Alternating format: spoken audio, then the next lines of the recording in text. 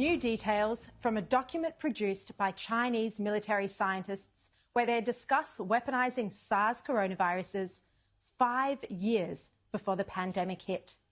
The book was written by People's Liberation Army scientists and senior Chinese public health officials back in 2015. It describes SARS coronaviruses as heralding, and I quote, a new era of genetic weapons. It says they can be artificially manipulated into an emerging human disease virus, weaponized and unleashed in a way never seen before. This Chinese language paper is called The Unnatural Origin of SARS and New Species of Man-Made Viruses as Genetic Weapons. That's its title.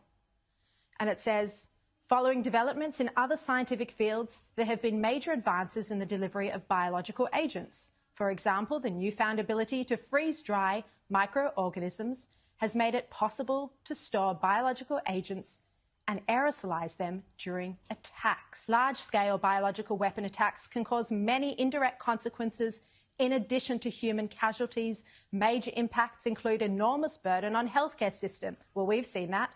Biological weapon attacks have a much prolonged effect than conventional attacks like explosion. It may also carry highly contagious diseases that can be transmitted through various means.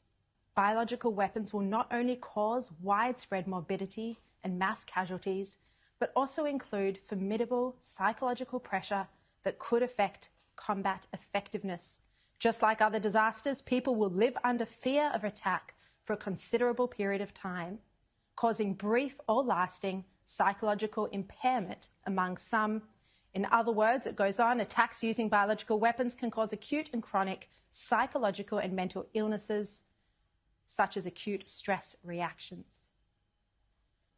This 263-page paper was published by the Chinese Military Medical Science Press. That's a Chinese government-owned publishing house managed by the General Logistics Department of the PLA.